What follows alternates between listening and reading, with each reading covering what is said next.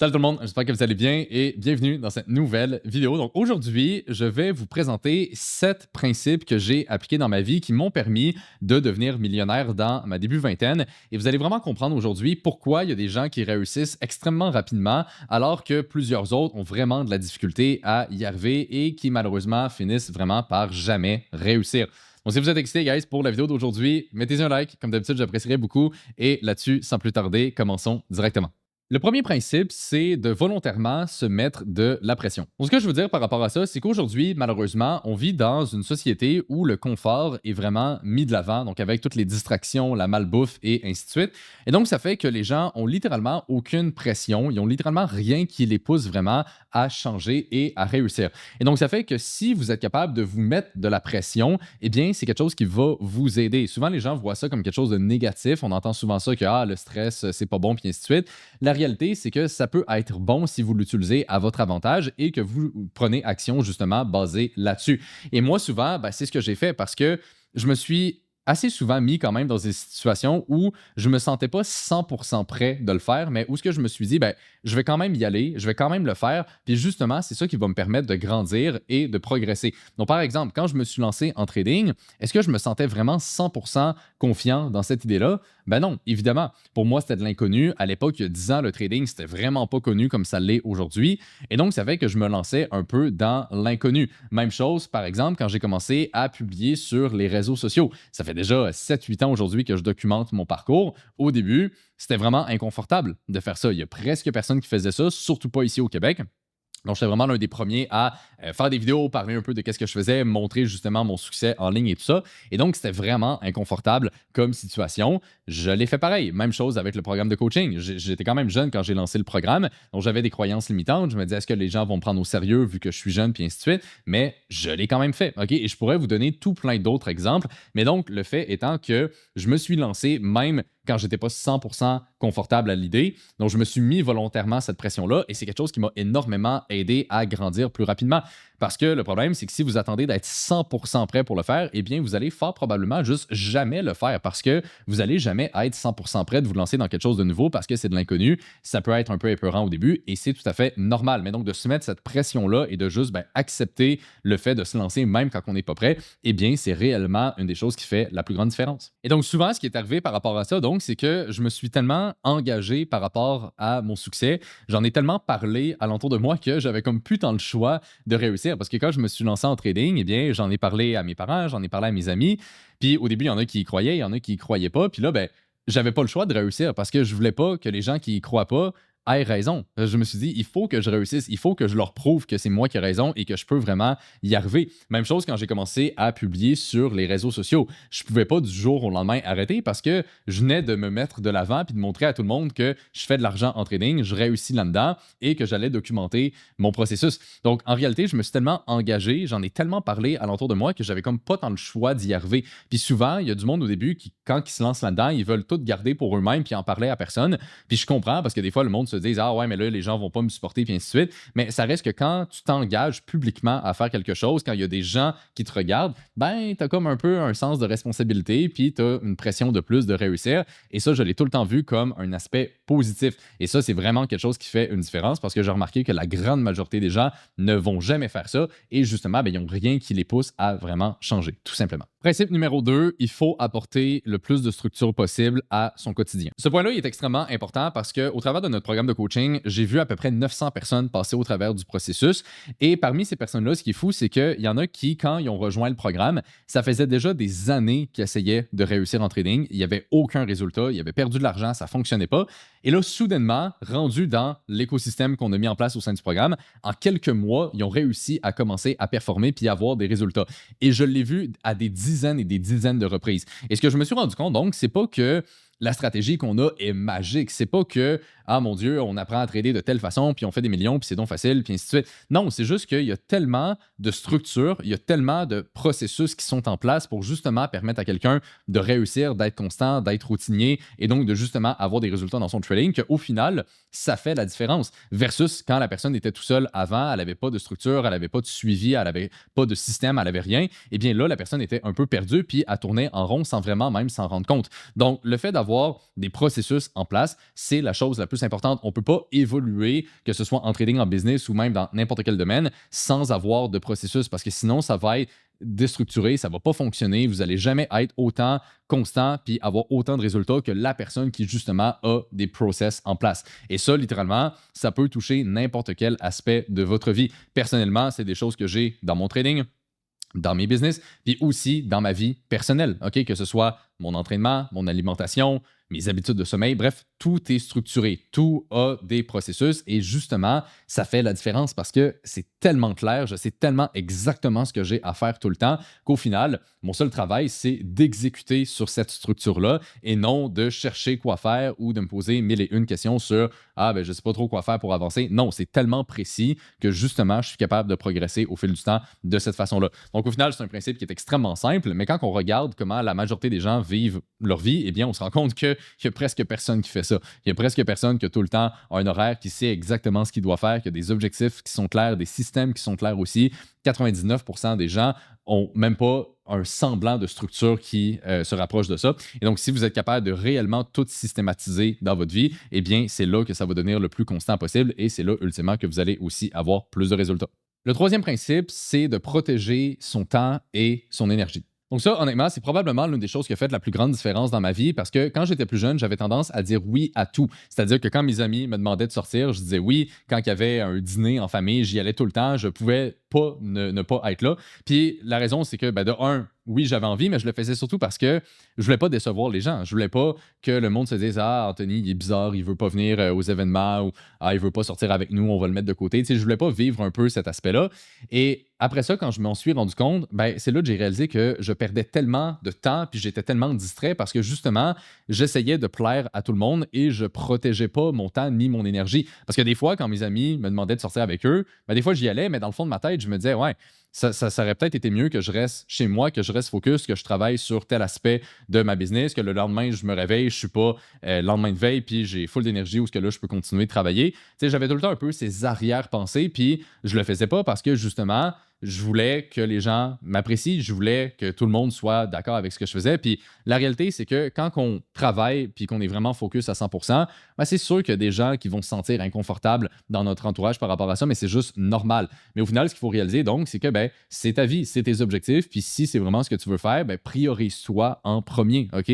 Il faut tout le temps protéger son temps et son énergie. Parce qu'au final, que les autres personnes soient d'accord avec ça ou non alentour de vous, on s'en fout, ça va rien changer, ça va pas améliorer votre vie ou peu importe. Tandis que si vous travaillez vers vos objectifs et que vous atteignez réellement ce que vous voulez, ben, c'est ça qui va vraiment faire la différence. Et quand j'ai appris à dire non, quand j'ai appris à juste me prioriser, eh bien, ça le fait toute la différence. Puis dans tout ça aussi, vous n'avez même pas besoin de donner une justification. Parce que des fois, quand j'explique ça à du monde, ils me disent «Ouais, mais là, Anthony, qu'est-ce que je vais leur dire si je peux pas venir?» Mais justement, vous n'avez pas besoin de leur dire quoi que ce soit. C'est votre vie, encore une fois. Vous êtes maître de vos choix et vous prenez vos propres décisions. Donc, si vous avez juste pas envie de sortir et que vous préférez rester focus sur vos objectifs, ben, c'est correct. Puis il n'y a pas besoin d'avoir d'autres justificatifs de ça.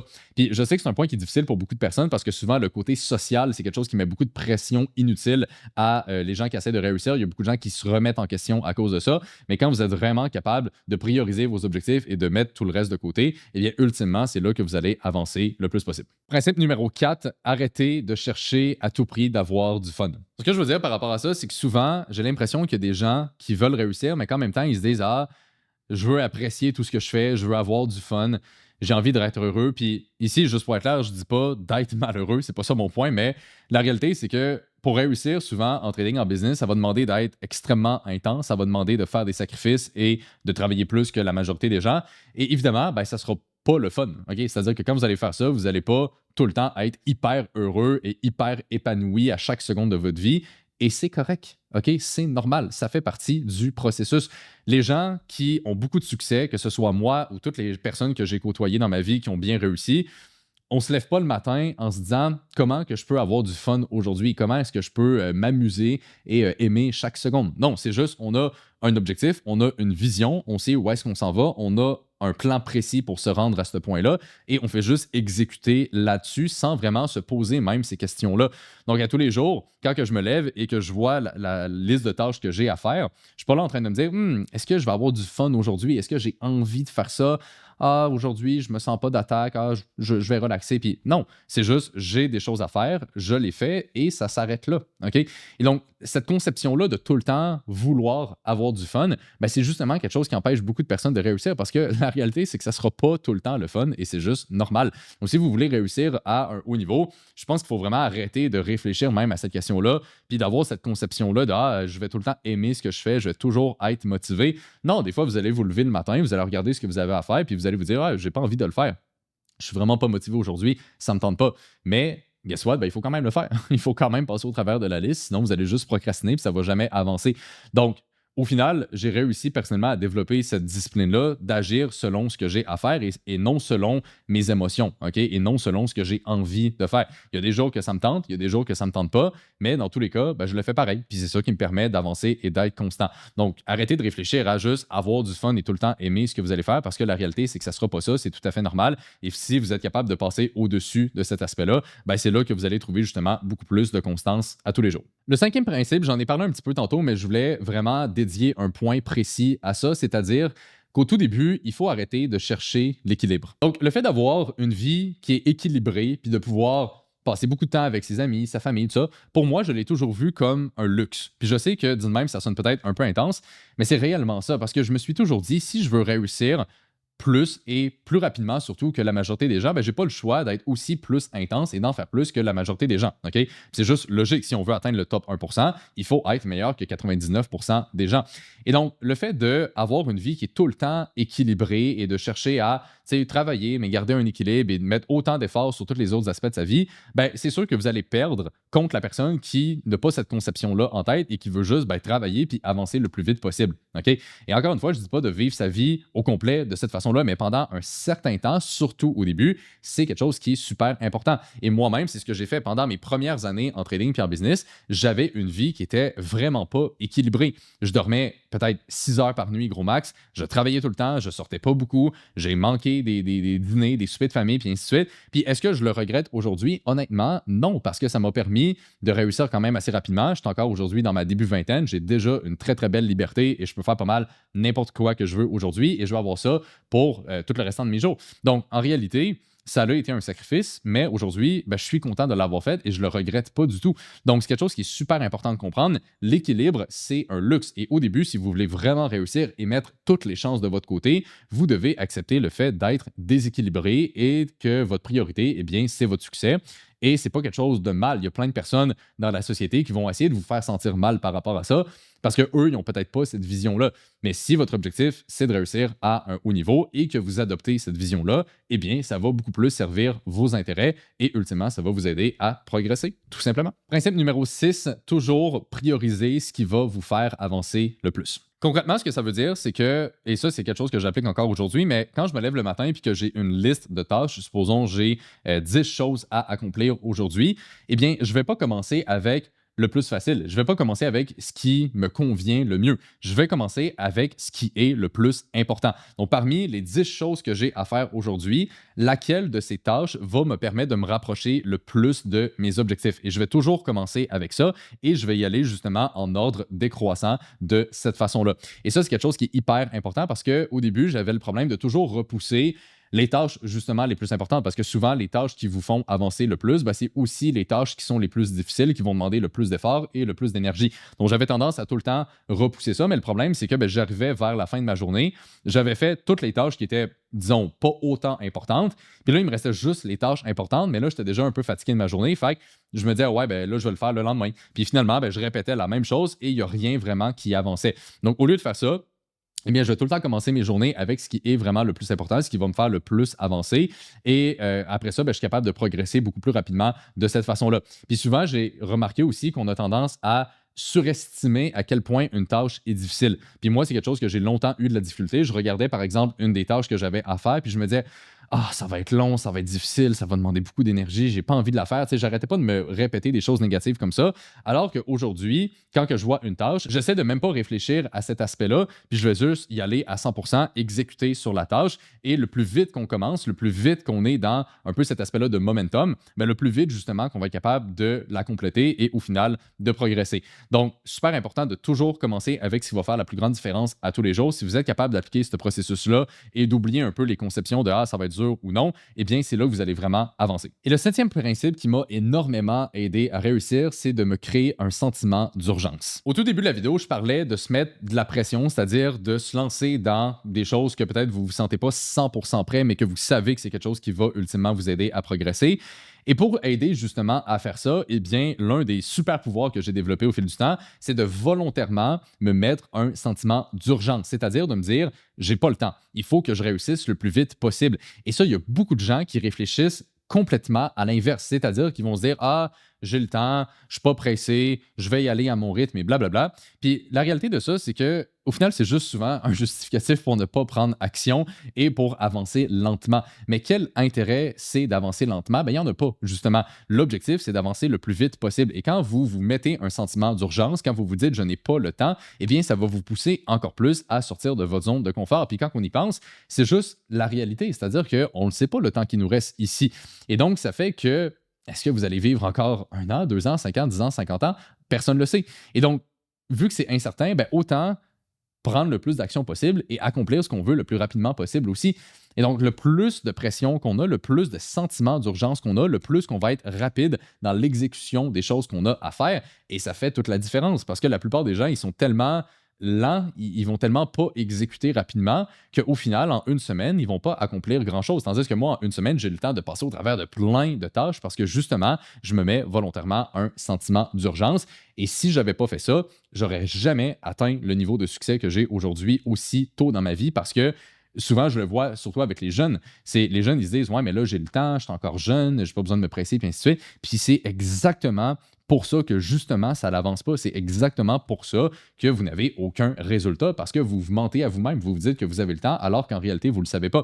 Donc, le plus que vous vous mettez un sentiment d'urgence, le plus que vous allez être capable de justement progresser. C'est quelque chose qui est super important parce qu'aujourd'hui, encore une fois, on vit dans une société où il y a tellement de confort que si vous ne vous mettez pas un sentiment d'urgence, ben vous n'allez jamais avoir quelque chose qui vous pousse à vraiment passer à l'action. Tandis que si volontairement vous essayez de rendre votre situation inconfortable et de vous pousser à réussir, eh bien, ça va faire toute la différence. Fait que c'est quand même un principe qui est nuancé parce que c'est pas exactement le même que le premier. Le premier, c'est vraiment de commencer même quand on n'est pas 100% prêt, mais justement, ce qui va vous permettre de faire ça, ben, c'est le sentiment d'urgence qui vient au préalable à ce niveau-là. Et personnellement, une des choses qui m'a le plus aidé à instaurer un bon sentiment d'urgence, c'est de me mettre une deadline, c'est-à-dire de me dire, OK, j'ai telle chose à faire, il faut que ce soit fait pour la fin de la semaine. Puis si c'est pas fait, j'ai une conséquence. Littéralement, c'est-à-dire que la conséquence, par exemple, ça pourrait être de dire, bon, ben si j'ai pas réussi à faire telle tâche, il faut que je donne 100 dollars à un ami ou à quelqu'un dans ma famille, peu importe. Donc, de vraiment mettre une conséquence au bout de la ligne. Parce que si vous avez aucune conséquence de pas avancer, ben naturellement, comme j'ai dit, la société pousse au confort et votre cerveau pousse au confort aussi. Parce que le but de notre cerveau, ben, c'est de survivre. Au bout de la ligne, c'est ça. Et donc, vous allez toujours chercher la situation la plus confortable possible naturellement. Et donc, c'est pour ça qu'il faut se mettre une deadline. Il faut avoir une conséquence que si vous ne faites pas ça, il y a une conséquence négative au bout de la ligne. Et donc, quand on a ces obligations-là, qu'on a une deadline, eh bien, c'est là qu'on va tout faire pour y arriver. Donc, si par exemple, je vous disais, OK, il faut que dans, disons, 3 mois, vous soyez rentable en trading, sinon,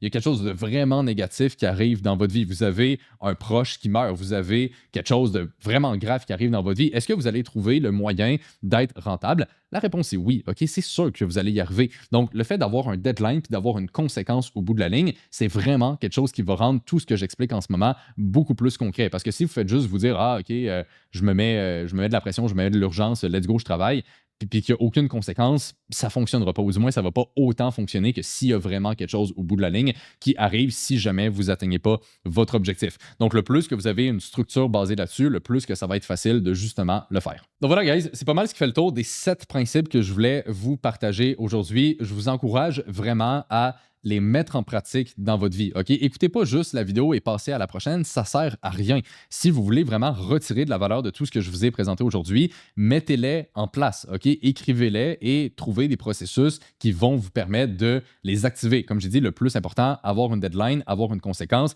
Si réellement vous faites ça, vous allez voir, ça va faire toute la différence et c'est vraiment là que vous allez commencer à progresser vers vos objectifs. J'espère, guys, que vous avez apprécié la vidéo. Si oui, mettez un like. Je vous remercie de l'avoir écouté et là-dessus, on se retrouve dans la prochaine.